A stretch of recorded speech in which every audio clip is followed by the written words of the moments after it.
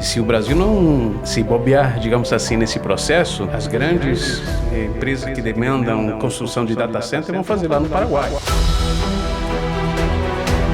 O Brasil é um país improdutivo, né? E tem produz menos um cara que trabalha menos do outro lado do mundo lá. O Donald Trump não contava com isso porque Estados Unidos é autossuficiente, ainda mais agora com a captura do Maduro. Então ele dá os seus pitacos na Venezuela ali dentro do Golfo. Assim, mesmo que os softwares, enfim, os algoritmos, eles cresçam exponencialmente, a gente vai ser barrado pela energia. Não vai ter energia suficiente para processar tudo isso. Não vai ter energia suficiente para processar tudo isso.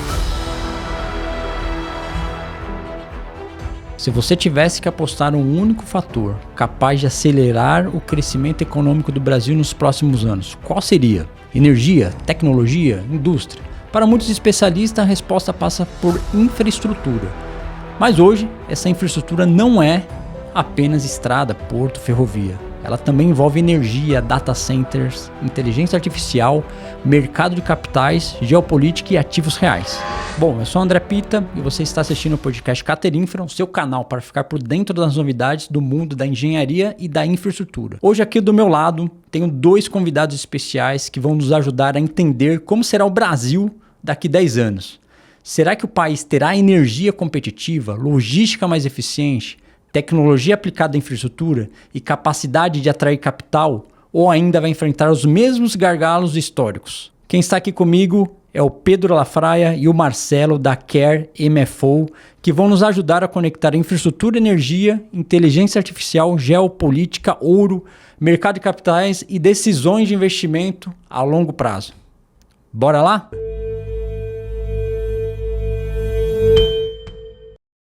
Show de bola. E já vamos nas perguntas aqui, que eu acho que para a gente começar a polemizar aí, né?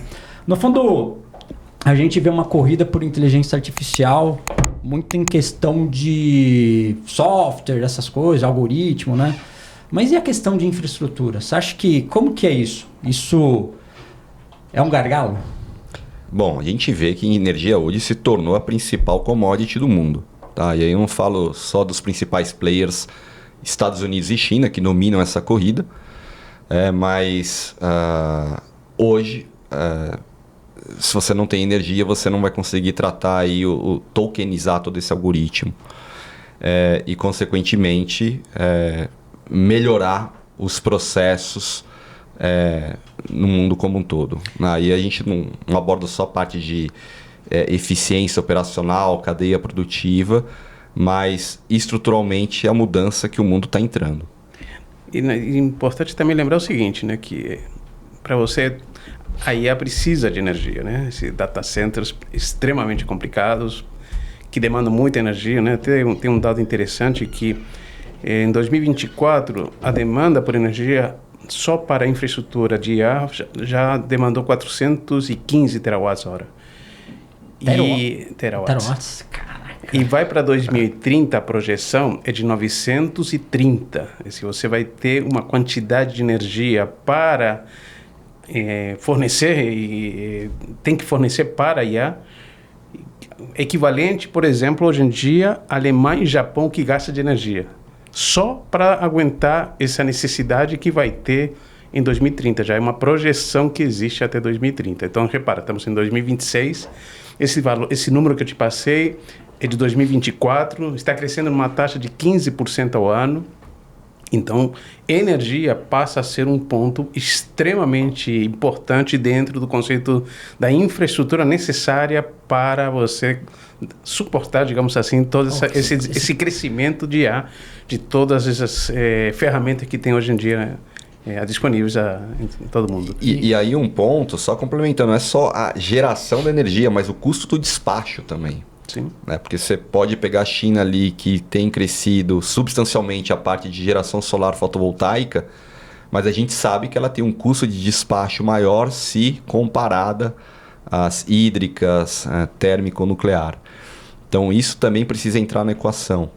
Eu tenho visto grandes players, aí vocês me corrigem, tipo Google, etc., Microsoft, enfim, indo atrás de, inclusive, usinas nucleares. Isso a tendência é essa, os grandes players do mercado ir atrás de energia, é isso? Exatamente. E energia que esteja disponível, barata, né? Porque não é somente você ter a energia, tem que ser o mais barato possível, porque é um insumo extremamente caro, né? Esse Brasil, nesse ponto, tem uma boa quantidade de energia para ser oferecida, né? Que a gente tem quase 90% de energia renovável, né?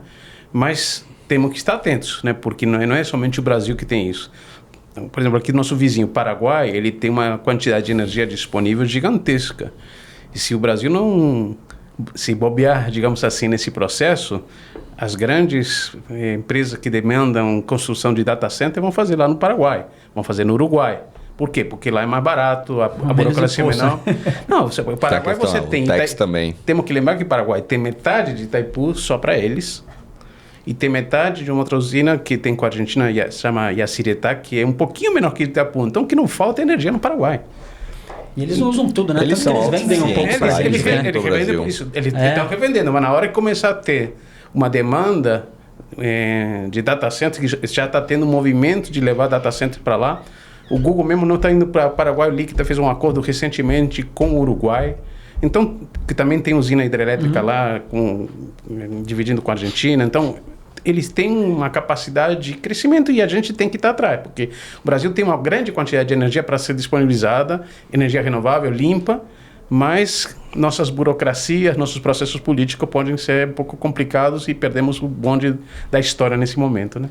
Então, no fundo, na visão de vocês, hoje o mundo ele está limitado, assim, mesmo que os softwares, enfim, os algoritmos, eles cresçam exponencialmente, a gente vai ser barrado pela energia, não vai ter energia suficiente para processar tudo isso. Eu acho que o mundo já se ligou nisso. A Europa, principalmente, se ligou nisso, não quer ser dependente da Rússia, sabe que AI, eu não falo só de AI, mas a blockchain, se a gente for entrar também no universo de cripto, tokenização, sabe que isso demanda muita energia, e até pensando na sua autodefesa. Tá? Ninguém quer também ficar refém aí de um país sem saber o dia de amanhã, entrando aí numa tensão geopolítica que poderia eventualmente ser evitada. Agora, olhando do ponto de vista de macro, né, o que a gente tem ali, a gente enxerga que petróleo ainda é mandatário nessa corrida, então o mundo hoje demanda 80% da energia fóssil como principal fonte energética. E o urânio vem correndo por fora. Então a gente vê uma corrida também atrás do urânio que é aplicável à parte de medicina preventiva, propulsão nuclear, toda essa coisa.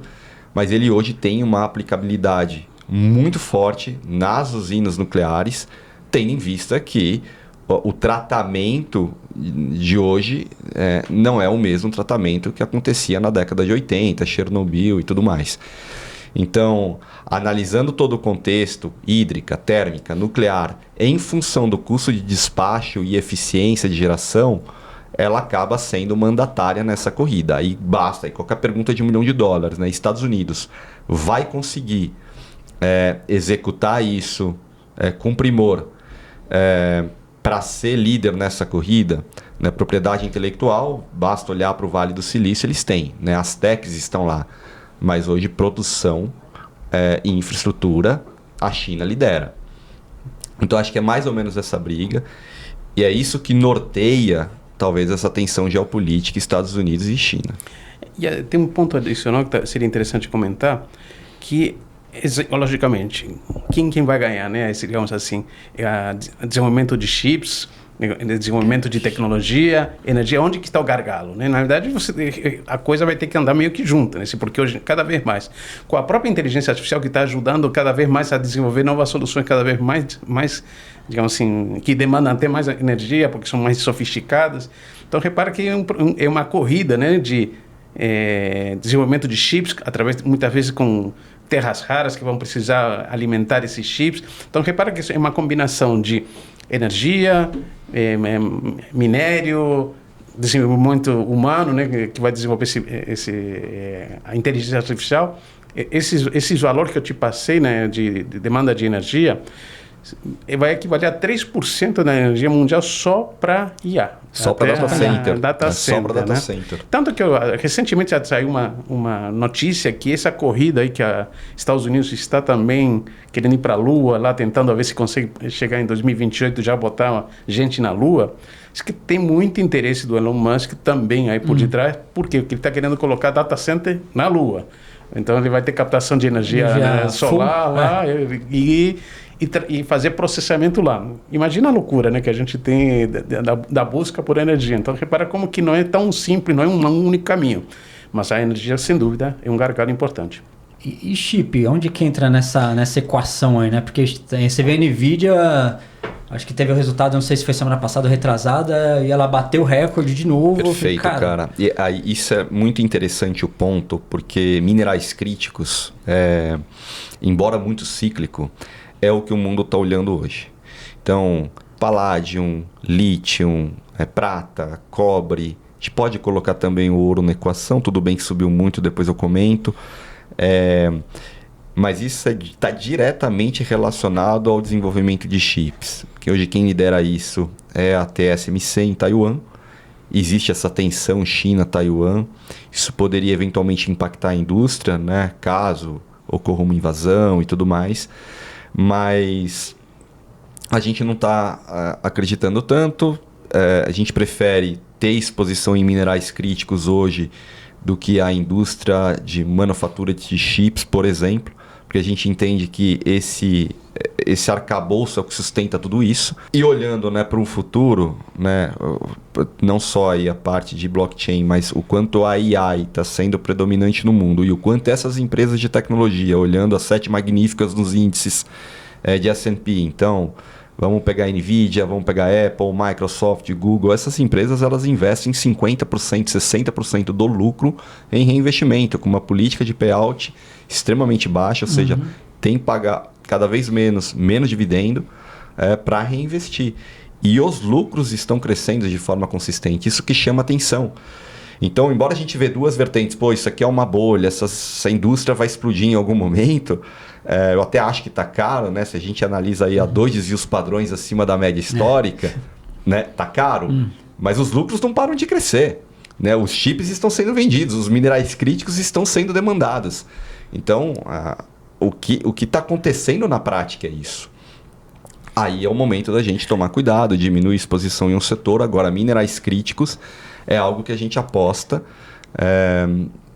uma vez que a gente não vê aí só uma relação direta com a produção de chip, mas, enfim, parte de medicina, data center, processamento, enfim, vai ter uma aplicabilidade absurda, inclusive na robótica. Até um número que me lembrei agora, né, em data center, a previsão de investimentos em data centers até 2030 é de quase 7 trilhões de dólares. Cara, é dinheiro, né? vai ter coisa para fazer, hein, pessoal? Exatamente. Então, tem alguns fundos negociados em bolsa, né, DTCR, PAV. São ETFs que numa janela de 12 meses entregaram 40%, 35%, 42% em dólar, né? Então, você pegar um negócio desse, você pode falar, isso aqui é um spike, está um pouco assimétrico, mas a hora que você faz um breaking down e vai ver dentro do fundo quais são as companhias, são lucros crescentes e consistentes. Então não é um achismo, é o que de fato essas empresas vêm reportando de resultado. Legal. Então a gente tem, assim, a energia vai ser, na verdade, está sendo, né, na verdade, o gargalo. E aí quando a gente fala de energia, a gente volta vocês até comentaram do petróleo. Sim. E aí o petróleo parece que ele, não sei se passou algum dia, mas ele comanda os ciclos globais, né? E aí com o fechamento do Estreito de Hormuz, a gente... na verdade, qual é a visão de vocês em relação a isso? O petróleo ainda manda no ciclo global ou não? Isso daí tá tendendo a se deixar? Porque assim, Hormuz mostrou pra gente uma coisa que... Eu falei, eu pensei uma coisa, mas é outra, né? Não é tão assim... A gente ainda está dependendo do petróleo. Sim, o petróleo continua. O pessoal, já existe outras fontes de energia alternativa, mas o consumo de petróleo está no pico histórico. Então, repara que continua sendo extremamente importante, né? o Estreito de Hormuz, ele concentra mais ou menos 20% do tráfego do petróleo transacionado. Exatamente. E teve uma queda. Você teve uma queda, se não me engano, era mais ou menos de uns 18,8 para 50%, mais de 50%, né? Foi para 8 e pouco nos piores momentos, de 8 milhões de barris por dia.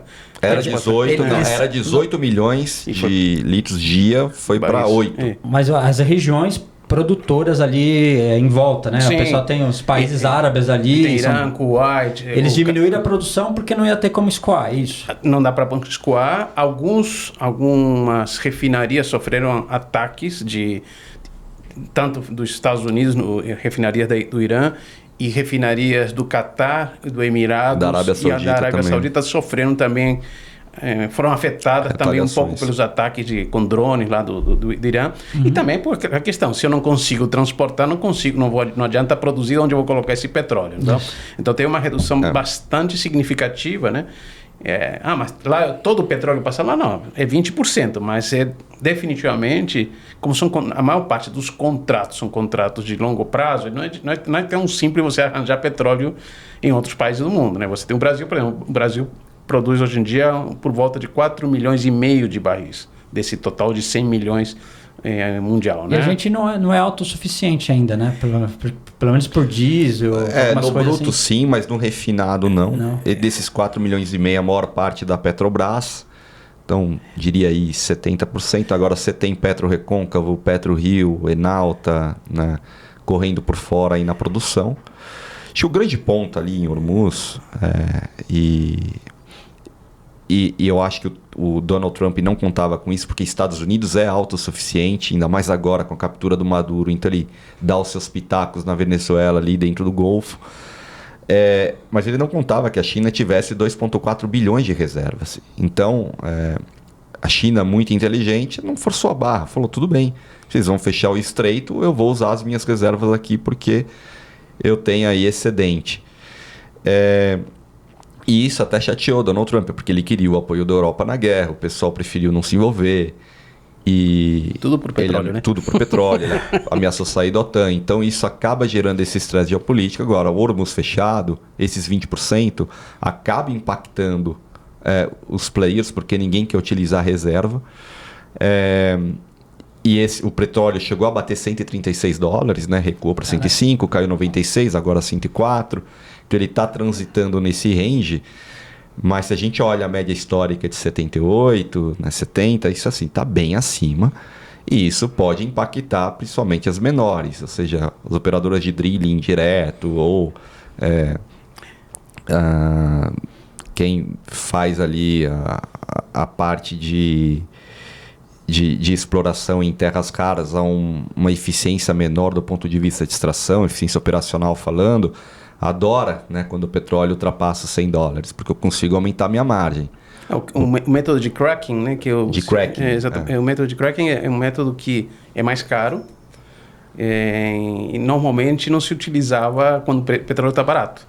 Quando o petróleo fica caro, vale a pena usar esse cracking. Esse cracking, na verdade, não é aquela técnica de você pegar o petróleo lá no fundo e puxar. Você está em camadas e você tem que explodir as camadas para soltar o petróleo. Então, é um trabalho mais caro, justamente porque depende de muita determinação das camadas, onde que vai fazer a explosão para que você quebre as camadas, para extrair o petróleo do meio das pedras.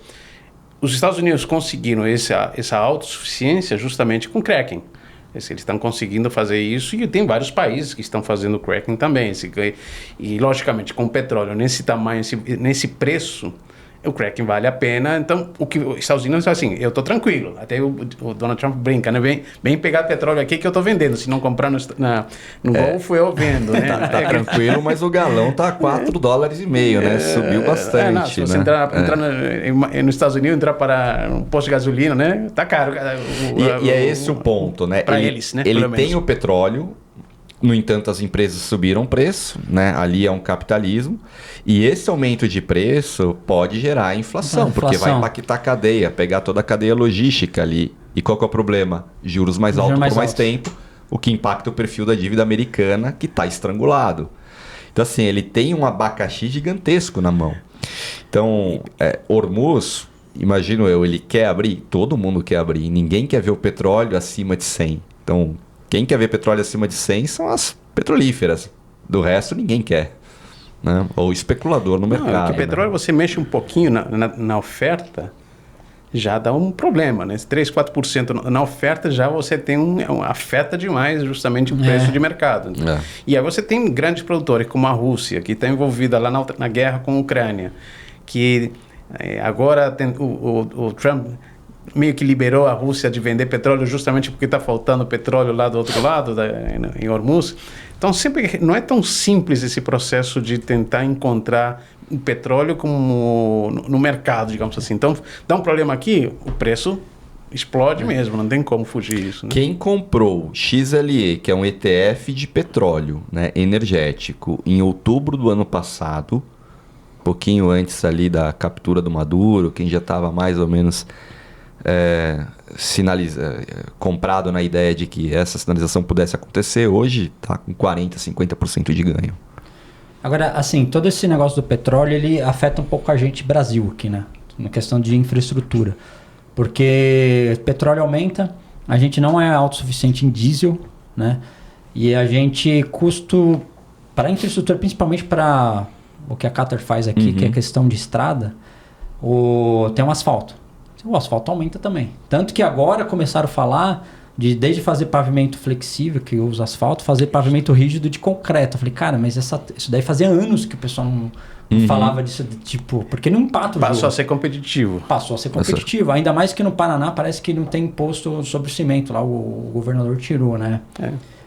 Não sei se é ICMS, enfim. Como que tudo isso afeta o Brasil? Porque o Brasil ainda está com taxa de juros alta. A gente usa esse dinheiro, né? No fundo, esses leilões que a gente pode falar depois, mas que teve até essa semana, teve um recente aí. Captar dinheiro vai pagar juros altos, né? E assim, para quem quer investir em infra, contratos de longo prazo, isso prejudica muito, né? É que o Brasil já tinha investimentos contratados, né? E os contratos são de longo prazo. A gente está falando aí em mais ou menos 200 bilhões contratados ainda no governo Bolsonaro, né, para contratos de 10, 15 anos, isso é um residual. Mas, de fato, com crédito nesse nível, isso acaba inviabilizando boa parte dos projetos. Por isso que ou os juros caem e o governo e o Congresso têm que apresentar um plano crível para isso, ou o Brasil entra numa crise creditícia. O que seria, quer dizer, muito ruim. Fora tudo isso, o nosso fator interno, o fator externo também prejudica, né? Porque, assim, diesel mais alto. Eu nem sei, estou falando aqui, posso estar falando besteira, nem sei se aumentou ou não, mas... Aumentou 7 e pouco. Isso, se aumenta diesel, vai aumentar frete. Sim. Vai aumentar o produto. Isso daí, e aí, no fundo, isso gera mais inflação. Sim, mas o governo subsidiou uma parte, né, do diesel para não impactar a cadeia. Esse subsídio, se não me engano, caiu esse mês, né? Estão querendo renovar. Não, eu falar que já estão, justamente, que em época de eleição, está querendo aumentar um pouquinho aumentar mais o subsídio para gasolina, pelo menos. Diesel ainda não está claro se ia aumentar ou não, né? E aí não tem jeito, né? A gente aumenta um preço de combustível que é o principal núcleo inflacionário, isso acaba impactando e pegando toda a cadeia. E eu acho que aí um ponto adicional que vale na discussão é o enxofre, né? Então, o enxofre que a gente pode dizer também dentro aí do universo de minerais críticos e tudo mais, ele é muito utilizado como para a produção de fertilizante. Então, assim, se eu tenho uma demanda muito grande e eu não tenho despacho suficiente de fertilizante para o Brasil, impacta o agro. Então, já vem de uma safra que não foi tão boa, em função do clima, e também com a ausência do fertilizante. Então, a gente vai ter um problema de oferta somada a um alto custo do petróleo que vai pegar aí toda a cadeia logística. Então, a gente olha aí uma inflação voltando com força, né? Então, a gente olha acumulada 5%, lembrando que a média histórica é 6%, mas a próxima janela pode ser que o Brasil tenha uma surpresa não muito boa, né? Principalmente com tanta pressão externa, né? Você tem uma pressão externa de petróleo aumentando, você tem exatamente o que você falou, você aumenta os custos, aumenta os insumos, a falta de insumos na agricultura, e aí você tem uma soma de problemas, que tem a taxa de juros alta, o investidor que quer investir, precisa investir em infraestrutura, fica caro o dinheiro, Não é uma situação tranquila que a gente tem.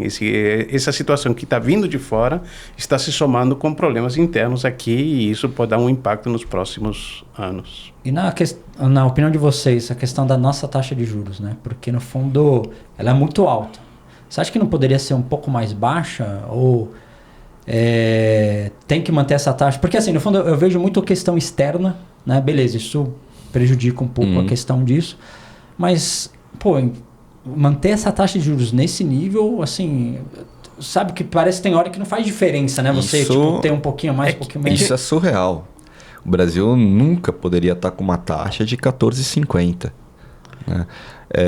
Ainda que a gente não tenha um plano CRI, as expectativas estão desancoradas, o que a gente percebe muito?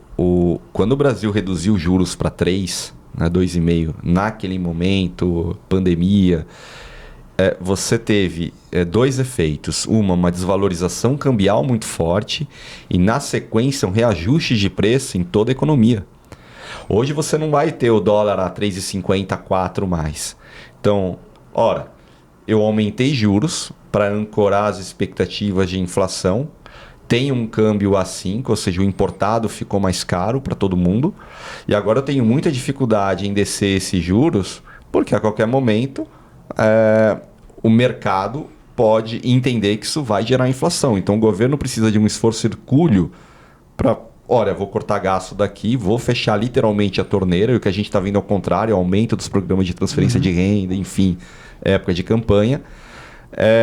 E uma taxa 14,50. E os empresários, que é quem realmente produz, emprega, gera incremento de renda e PIB no país, está com dificuldade de rolagem de dívida a juros nesse nível. Então a situação ela é bem delicada. Tem que lembrar que os juros 14,50 é na mão do governo, que teoricamente passa uma certa garantia ao credor, né? Então imagina o empresário, a empresa da infraestrutura que normalmente tem um risco maior que o próprio governo, olha o nível de taxa que ele vai buscar no mercado. Mesmo emitindo papéis privados, ele vai buscar, vai sair caro, muito caro isso, né?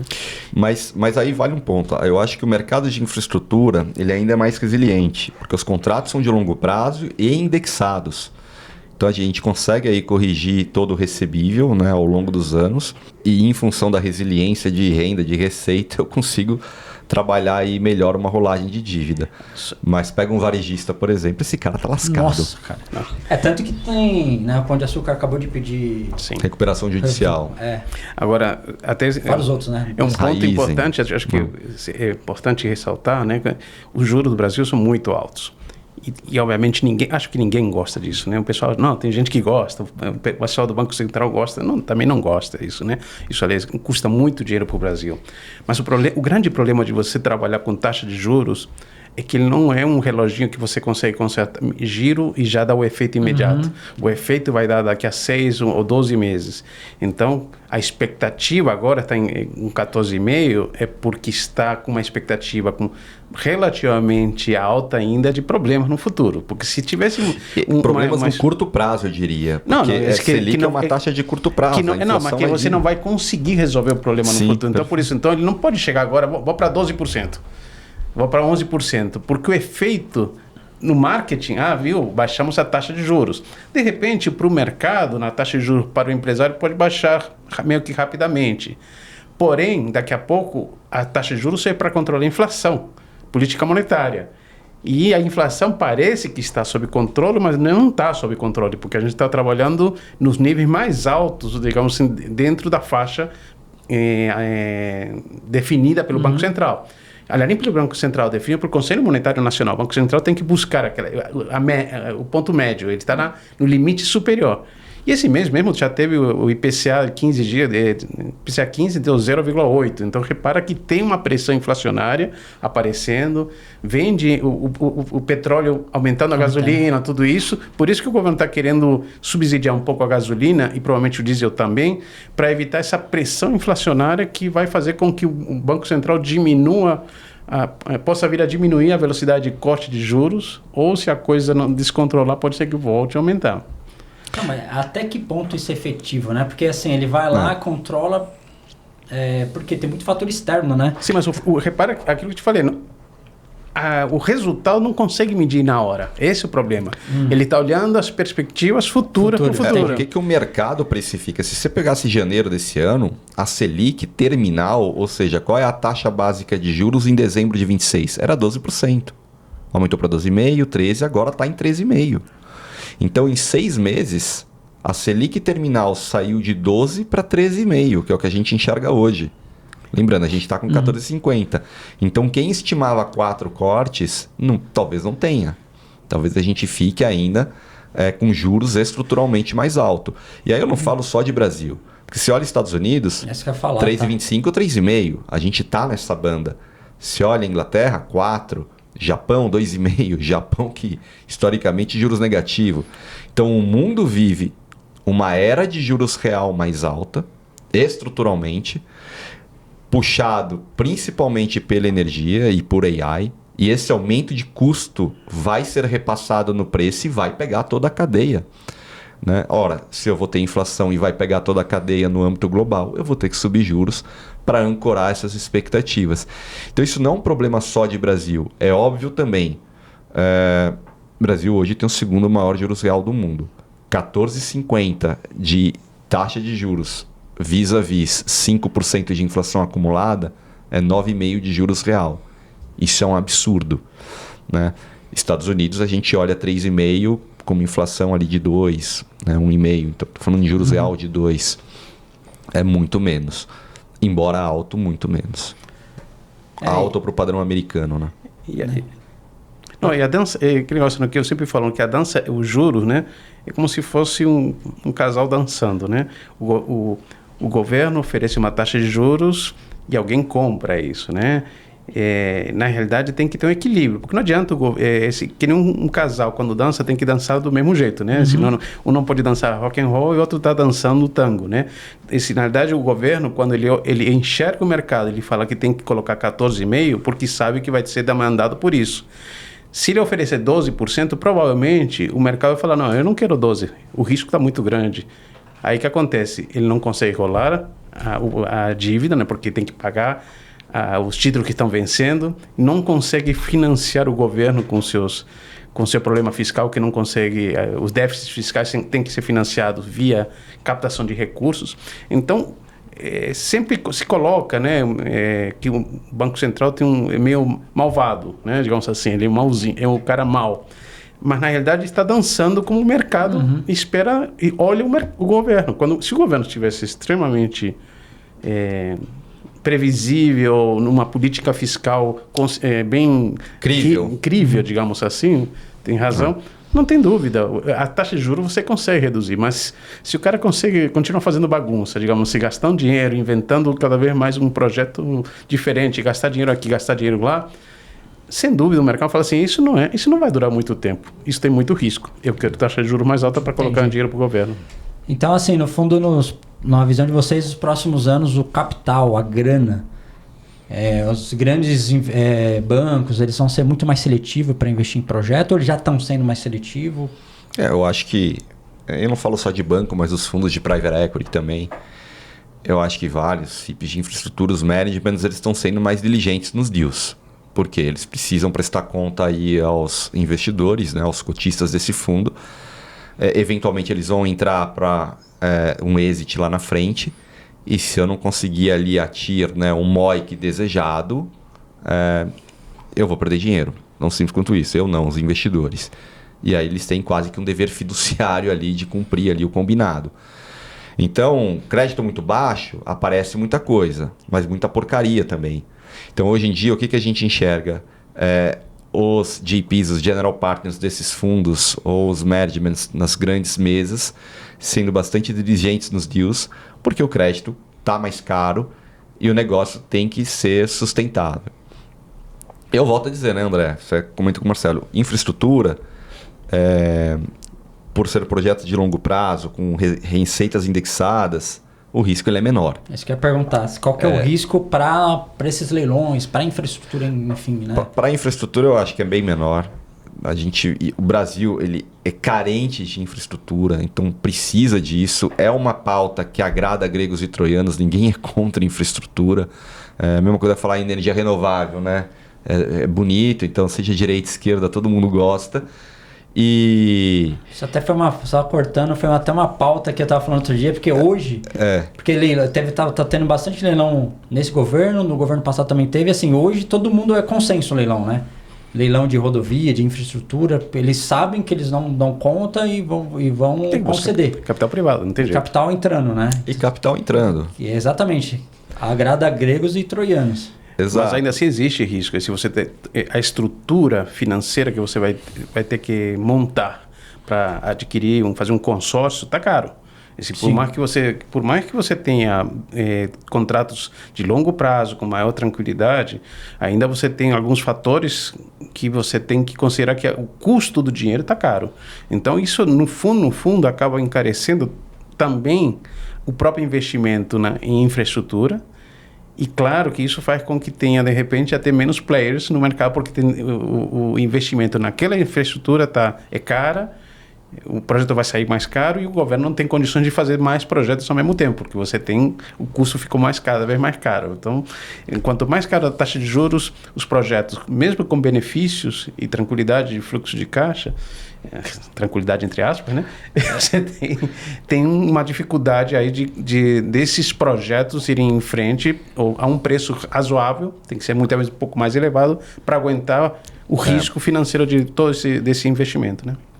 No fundo, quando o cara, só para explicar para o pessoal, quando o cara entra no leilão lá, aí ele tem a TIR dele, ele calcula a TIR. A TIR é acima da taxa de juros. Bem acima. Bem acima. Então assim, tem uma taxa de juros de 15%. O cara vai ter que ter mais, sei lá, supondo que a TIR do cara seja 15%. Então é 15% acima da taxa de juros. É isso, né? Isso, ele tem que ter pelo menos ali um spread adicional de 10%. Senão eu vou pegar meu dinheiro e pôr no tesouro. Exato. Não, é por isso que eu tô... Por que ele vai colocar dinheiro num negócio de risco se eu posso emprestar para o governo sem risco a 14,5%? E, na realidade, repara que se eu quero ter um retorno, eu tenho que ter esse retorno acima desse 14,5%. Aí, logicamente, o projeto sai mais caro, até para o próprio governo. E uma coisa que a gente vê, que também é foda, porque sem querer entrar em viés político aqui, mas, cara, esse governo faz muita merda. Por quê? Se você pensar que a gente tem hoje os fundos de infraestrutura, de debêntures incentivadas, que são fundos aí exclusivos para investir nos projetos de infraestrutura no Brasil. E eu vou captar esse dinheiro aonde? Eu vou captar esse dinheiro no varejo. É um investidor querendo colocar recurso lá para ganhar ali, eventualmente, um retorno de 16%, 17%, 18% ali ao ano. E ali isento, né? Não vou ter aí o impacto tributário. E com o projeto de lei, né, 1087, que depois se tornou a lei 15.250, não me recordo agora, do imposto mínimo obrigatório, para quem ganha mais de R$600 mil por ano, limitado a 1.200.000, você vai ter lá uma alíquota progressiva de 0% a 10%, além dos impostos que você já paga. Os instrumentos isentos não entram na base de cálculo. Os não isentos, que você já está tendo retenção de imposto na fonte, por exemplo, aquele CDB que venceu, eu paguei 15%, os come-cotas dos fundos DIs, esse imposto que eu pago ao longo do ano corrente, eu posso deduzir, restituí-lo lá na frente na declaração do imposto mínimo obrigatório. Então, para o investidor mediano, esse cara que ganha ali de 600 a 1.200.000, ele perdeu um pouco o incentivo em investir incentivado. Ora, se eu não vou ter o tax deferral, eu prefiro comprar um CDB a 117 do CDI do que pegar um fundo incentivado ou uma LCI a 0,92. Nesse tipo de coisa que seria usado para investimento. O investidor que buscava aquela debênture incentivada, de repente, por que eu vou fazer isso se eu não vou ter o benefício fiscal que agora do deferimento, digamos assim? E aonde vai estar o contraponto? BNDES, o quanto você vai investir em projetos de infraestrutura, o quanto investimento direto de fora vai vir para o Brasil.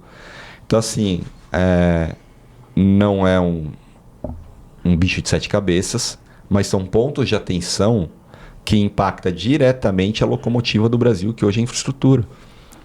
Essas debêntures aí, quem que pode pegar? É privado ou tem que ser obra pública, ou qualquer um pode pegar? Por exemplo, o cara vai fazer então é dúvida mesmo, data center lá, sei lá, alguma coisa. E aí o cara pode pegar isso, que é uma infraestrutura. Incentivada vale para tudo que estiver ligado à infraestrutura no Brasil, com um projeto claro que está gerando renda e emprego.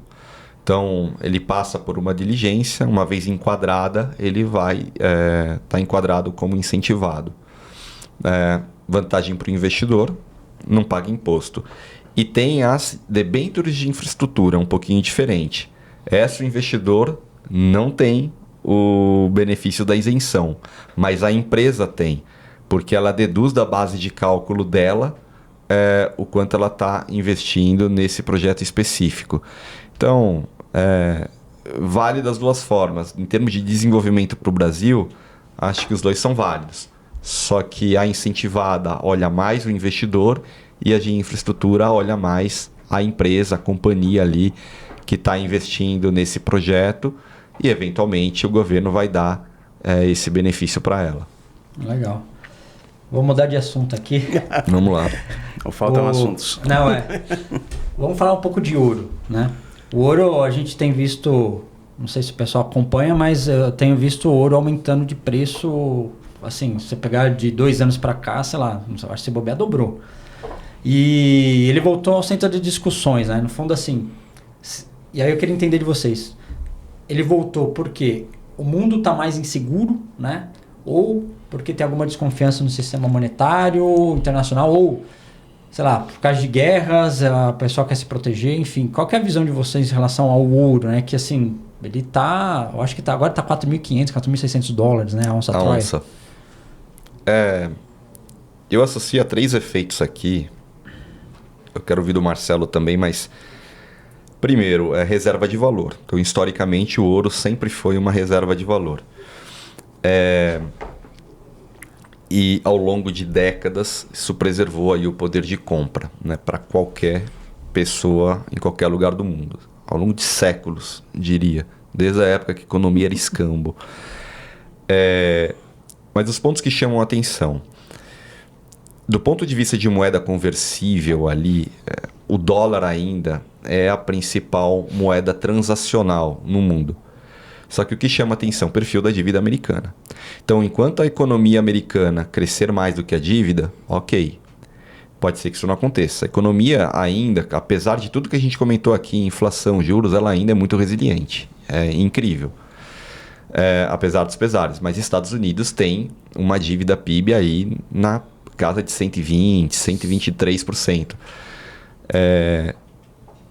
Comparado ao Brasil, que tem aí um perfil de dívida PIB 80%, é bem maior, mas os juros lá é muito menor. Então o estoque da dívida ali... Quer dizer, a dívida deles é melhor que a nossa. Sim. Muito melhor. Isso não quer dizer que é fácil de pagar, porque eles têm 35 trilhões ali de estoque e só de juros é uma paulada. E a 3,5%, né, se você comparar que os Estados Unidos vivia aí com juros de 1,5%, dá uma puta diferença no balanço. É por isso que o Trump não gosta do presidente, não gostava do antigo presidente do Banco Central. Saiu, né? Na verdade, ele continua lá, mas ele está numa diretoria, mas não é mais o presidente do FED. E você não tem uma garantia que o Kevin Walsh, que assumiu, agora ele vai baixar, porque ele tem um histórico de ser mais hawkish, de manter juros mais altos. Mas voltando ao ouro, o mundo vendo isso falou, opa, que era uma reserva de valor. 2 guerras em curso, dívida americana subindo, uma tensão geopolítica, China e Estados Unidos. A China negociando com a Arábia Saudita, a negociação do petróleo em quebrar o padrão petrodólar, né? Ou seja, pagar em renminbi. Então ele quer fazer com que o renminbi seja uma moeda conversível como o dólar. Então dólar perdendo força por curto prazo é bom para o Trump, porque juros cairia, mas no longo prazo seria péssimo. Trump, sabendo disso, foi lá, enfim, vou pegar Maduro, ter mais influência na Venezuela, e entra toda essa ciranda que eu não vou ficar comentando, mas o ponto é que o mundo ele fica tenso, né? Os investidores, e aí eu estou falando de tesouraria corporativa, grandes hedge funds, family offices, tesouraria bancária, o pessoal vai querer correr para aquele ativo que eles entendem ser uma maior reserva de valor. Isso não quer dizer que o movimento do ouro ele foi racional. Se você pensar, e aí a paridade ouro-petróleo, Enquanto a média histórica do petróleo era $75 o Brent, 70, e o ouro $2.250 a onça Troy, pô, o ouro foi para 5.000 e o petróleo foi para 100 e pouco agora, já voltou para 94, agora 100, mas o petróleo deveria estar $140, $150. Para o ouro tá valendo os $4.600 a onça Troy. Então, a gente enxerga que, embora um ativo muito importante qualquer um ter no portfólio, o ouro ele tá overvalued nesse momento. Tá? Ele tá um pouco mais esticado em relação de toda essa incerteza. Então, pô, tô com medo, eu quero ouro e dólar. Agora eu não quero tanto dólar porque Estados Unidos também tá me deixando com medo. O pessoal vai pro ouro. E um outro fator... E principalmente, só um comentário adicionando, quem está comprando muito ouro são os bancos centrais. Isso que eu ia falar. O Banco Central. Esse na 10, por volta de 240 bilhões de dólares foram comprados em ouro por Banco Central da China, da Índia, da Polônia, da Uzbequistão, que foram os caras que mais compraram ouro. Esse, na verdade, não é somente o investidor pequeno. Na verdade, essa reserva de valor está sendo enxergada também pelos bancos pelas centrais, autoridades monetárias. Então, e o dólar, né, que normalmente era reserva de valor, obviamente através de títulos também, muitas vezes fica um pouco em desconfiança, não somente pela guerra, pelas atitudes do Donald Trump, porque o Trump também não faz muita questão de subir o preço do valorizar o dólar. Para ele, se mantendo nesse nível, até tem coerência com aquele American First, fazendo com que o produto estrangeiro fique mais caro e comece a ser feito dentro dos Estados Unidos, que ele quer reindustrializar o país. Então também tem uma lógica dentro da cabeça do Trump e o mercado está enxergando isso. Ele está enxergando um pouco isso e na hora que eu enxergo essa insegurança que me dá esse movimento do Trump, para onde que vai, né? Então, de repente, os ativos como o ouro são extremamente sensíveis, aí os bancos centrais comprando e, logicamente, você vai para quase 5.000 e poucos o Troy lá da onça do ouro. Né? Então, Eu entendo, não concordo, mas eu acho que a cabeça do Donald Trump em querer reindustrializar os Estados Unidos está correta. Tá? É a única forma dele salvar a economia dele. O que a gente questiona muito é o método. Né? Porque historicamente a China não cumpriu os acordos da OCDE, fez dumping, depreciou o renminbi artificialmente ao longo de décadas, e isso puxou uma industrialização muito forte. E indústrias estratégicas, né? Se a gente pensar ali que toda a parte de semicondutores que está em Taiwan, as Big Techs foram para a China produzir, ali tem componente que está diretamente ligado à indústria de defesa americana. Então, tem também uma questão geopolítica. O que a gente questiona muitas vezes é o método. Né? Vou fazer uma guerra, fechar Hormuz, causar esse impacto no mundo todo com relação a petróleo, inflação, juros. Então, a gente vê que o ouro ele se tornou uma reserva em função de todas essas incertezas. É conversível como um dólar? Não, não é. O dólar vai ter força. Eu acho que pelo menos pelos próximos 10 anos ele ainda vai ser muito predominante. Sabe lá Deus o que vai acontecer.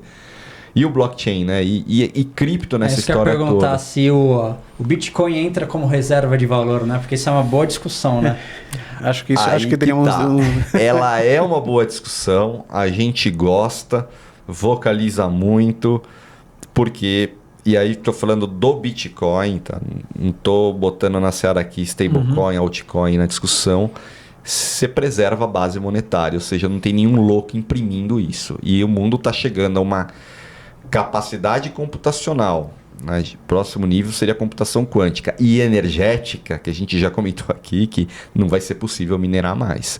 Hoje, quebrar os protocolos ali, você vai demandar muita energia. E está cada vez mais difícil. É por isso que tem muita empresa que faz mineração no Paraguai, porque a energia lá é barata. Então ele minera Bitcoin no Paraguai, porque a energia é mais barata. Mas o ponto também você tem uma questão regulatória ali. Né? Então, por mais que você fale, Bitcoin é um negócio legal, cripto, blockchain, a engenharia da blockchain é fantástica, por que um país adotaria Bitcoin como a sua moeda Ou até como reserva de valor. Perdendo completamente tração da sua política monetária e cambial. Então, essa discussão que eu acho muito importante. Então, para longo prazo, estou olhando 2035, eu acho que esse negócio vai crescer muito. Mas cravar na pedra que não, vai se tornar uma moeda única ou tal país vai adotar, eu acho que você vai entrar numa discussão aí geopolítica muito, muito profunda e acho isso bem difícil, o risco é muito grande. A curto prazo se tornar uma moeda, digamos assim, como reserva de valor. Né? Como reserva de valor, entendi. E os ativos de infraestrutura? Né? Por exemplo, o Brasil, daqui a 10 anos, sei lá, vai crescer X% de extensão de estrada. Isso entra como reserva de um país? Isso é importante? Porto, aeroporto? Qual que é a visão de vocês? Isso é ativo como reserva de valor ou não? Isso é ativo para desenvolver a economia? Não, na verdade, eu não entendo que seja uma reserva de valor. Esses são ativos necessários para você desenvolver a economia, né? Hoje em dia, aquilo que comentamos, né? Você tem que ter energia, você tem que ter a transmissão de energia, você vai ter que ter os data centers, você vai ter que ter os portos para você levar o produto para fora. Porque não adianta falar o seguinte, não vamos pensar só em data center e esquece o resto, né? O Brasil tem que transportar matéria-prima ainda para exportar para fora do país, produtos acabados, né? Trazer o agro para o Porto de Santo, Paranaguá, e na realidade você tem que... Ainda dependemos muito de estrada mesmo, né? Asfalto mesmo, apesar que já tem alguns movimentos para melhorar a questão de ferrovias ainda, mas ainda precisamos de tudo isso. E o Brasil, para se sustentar, tem que exportar. Então você tem que ter portos bons, tem que ter aeroportos para facilitar o mundo dos negócios, tem que ter estrada para você baixar os custos, né? Então isso eu não enxergo como uma reserva de valor, porque isso não, a princípio ninguém compra isso, né? Então do tipo, vou vender. O Brasil não é pela quantidade de ativos que estejam de infraestrutura, mas se você não tem investimento nesses ativos de infraestrutura, você não consegue levar o país a um ponto onde todo mundo deseja, né? Um ponto de maior riqueza, onde todo mundo possa ter mais recursos e diminuir as diferenças que possam existir sociais e obviamente, sem geração de riqueza, isso não acontece. Então, você precisa ter infraestrutura, investimentos cada vez mais em infraestrutura para atender as demandas da indústria local, da agricultura local, mas também vai ter que ter infraestrutura para atender as novas necessidades de energia, data centers, tudo isso que a nova tecnologia, a nova economia, o Brasil não pode perder essa oportunidade de ser um player importante nessa nova economia. Mas isso só complementando, isso é um valuation, porque se eu tenho mais infraestrutura e um mercado consumidor interno gigantesco, um dos maiores do mundo, qualquer empresa de fora vai querer produzir aqui, vai querer vender aqui. Só que para ele vir aqui, o trade-off tem que valer a pena. Qual que é o custo, qual que é a previsibilidade que eu tenho do ponto de vista economia, inflação controlada, para montar toda uma estrutura e atender um mercado consumidor importante. Então, infraestrutura é o chamariz. Eu tenho tudo isso aqui para sustentar. Quer vir? Eu garanto que todo mundo ia querer vir. Energia barata que a gente tem, a gente ia ser um chamariz monstro, né? Porque, imagine. Exato. E não só isso, né? Você tem uma boa relação com o resto do mundo, então o Brasil se apropriou bastante agora da Europa, né? Com parte do agronegócio, então conseguiu furar algumas barreiras que o Macron tinha até então colocado. A BR Foods veio com um resultado muito bom aí de carne aviária exportada para a China. A Vale, apesar dos pesares com guerra em curso, veio com um balanço muito bom, competindo de igual para igual com a Rio Tinto, BHP, as australianas, infinitamente mais perto da China, ou seja, um custo logístico bem menor. A gente poderia elencar, cara, Brasil, eu não estou falando só de banco, mas tem empresas muito boas aqui. Né? Empresas muito boas e que se ele ajudasse aí um esforço coordenado do governo para permitir que essas outras empresas entrassem, ia ser fantástico. Principalmente a infraestrutura, né? A gente tem que lembrar isso, né? Que no Brasil tem muito uma história de boas empresas de infraestrutura que deveria estar focando em cada vez mais crescendo dentro do próprio país. Todo o nosso arsenal de infraestrutura que está capenga, né? Está atrasado, né? Beleza. A gente está chegando mais ou menos no final aí, pessoal. E aí eu deixei a parte mais futurologista para o final. Qual que é a visão de vocês para que 10 anos, Brasil? Eu acho que o Brasil ele ainda vai ser um país de juros relativamente alto, tá? E aí não entrando na questão de governo em si, mas pensando em termos de troca. Enquanto é um país muito focado em commodities, exportação de commodities em geral, minério, safra, proteína, óleo e gás, lá fora você tem um algoritmo trabalhando 24 horas por dia. E, consequentemente, a gente vai ver uma valorização das moedas de economias mais sólidas em relação à nossa.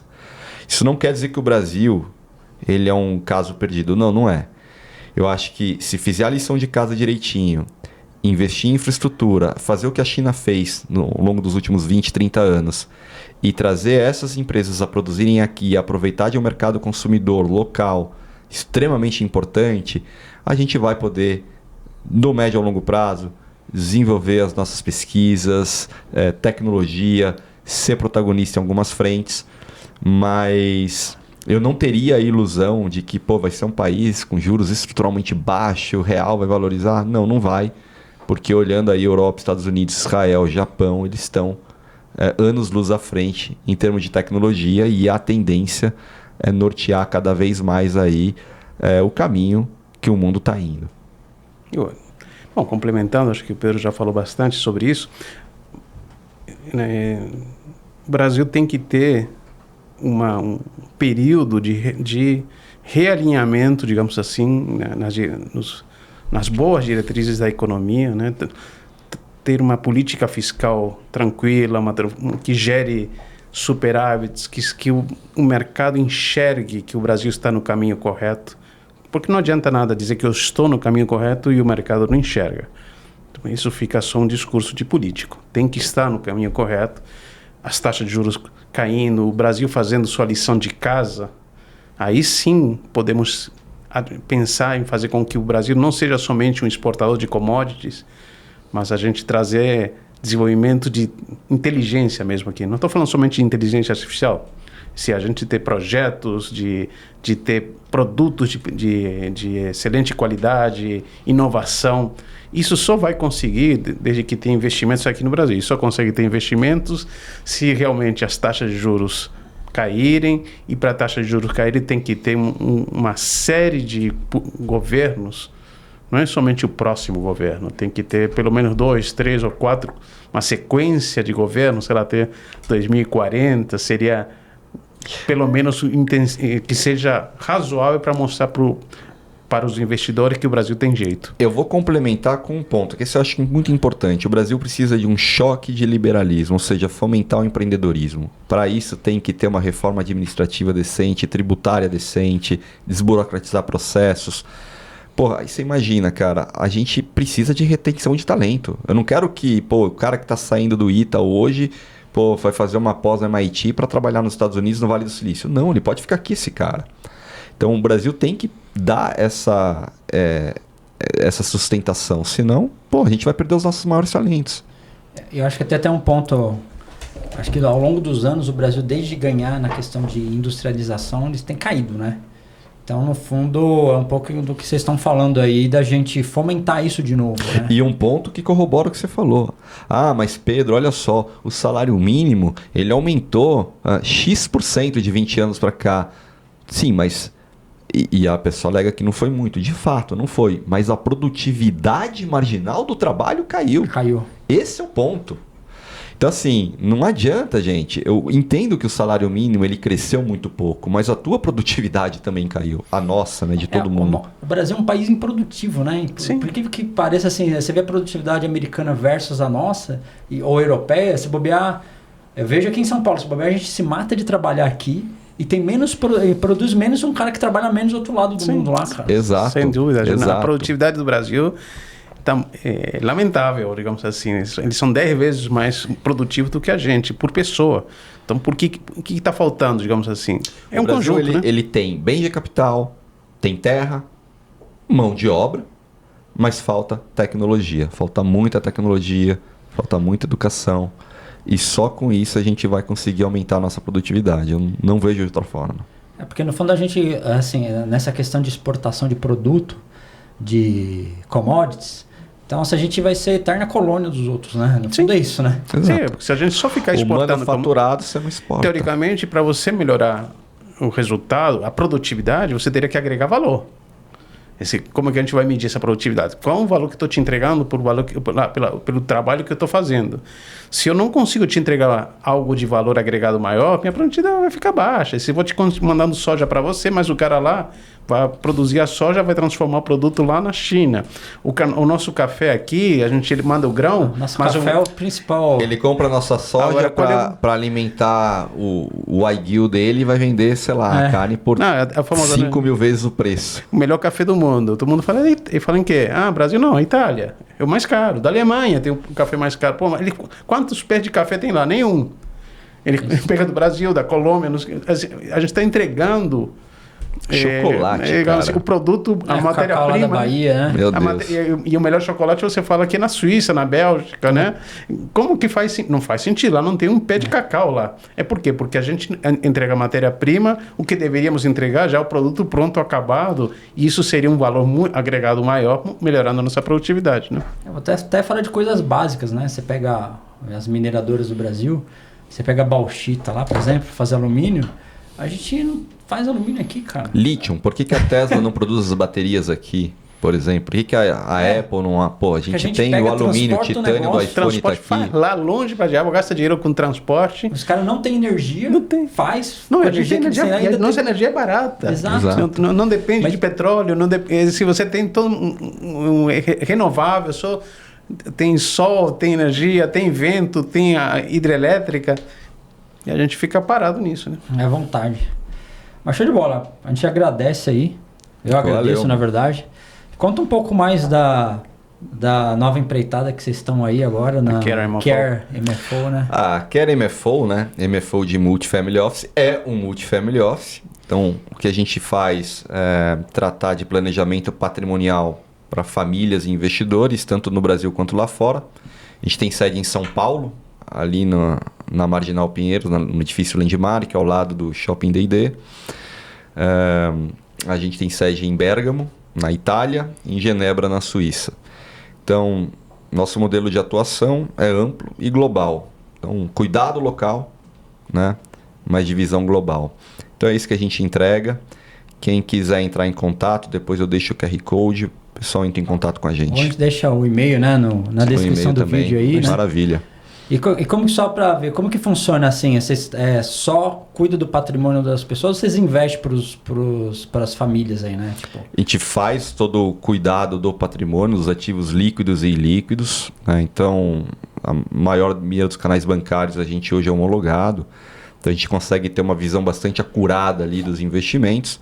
Mas a gente não olha só investimento. Costumo dizer que isso é um detalhe importante, mas toda essa questão que envolve patrimônio, estruturação ali de células fora do Brasil, né? Seja uma offshore, seja uma trust, cara que chega com consórcio ou financiamento, renegociando o contrato, me ajuda, eu quero comprar um apartamento, pago à vista, financiado, toda essa engenharia financeira por trás que envolve essas decisões, a gente também atua. Então é quase que pegar na mão, senta aqui, mostra do ponto de vista familiar como é que está estruturado tudo e a gente vai ver o que é melhor para você. E muitas vezes, André, até comentando, a simples compra, uma decisão de comprar um apartamento à vista financiado, você vai gerar muito mais dinheiro do que o investimento em si, né? Em que momento comprar, em que momento amortizar uma dívida, renegociar um contrato... tudo isso a gente acompanha. Então, no final, acaba valendo muito a pena, porque a gente costuma dizer, né? A gente tem casos aí que a gente já está atendendo a segunda geração da mesma família. Isso é muito legal. Show de bola. Então é isso aí.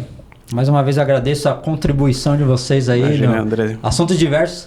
Passou Valeu, até André. Mais de uma hora aqui. Sempre prazer falar. Né? Vai rápido os assuntos aqui. Não dá nem tempo de falar tudo, né? Fica para a próxima. É muita coisa, mas esse mundo aí bem interessante mesmo. Entender todo esse lado financeiro, da infraestrutura, esse novo mundo com petróleo, briga mundial, né? É interessante e bem sofisticado conversar sobre isso. Show de bola. Então é isso aí, pessoal. A gente vai ficando por aqui. Se gostou desse podcast, se inscreva no canal, deixa o like, valeu e até mais.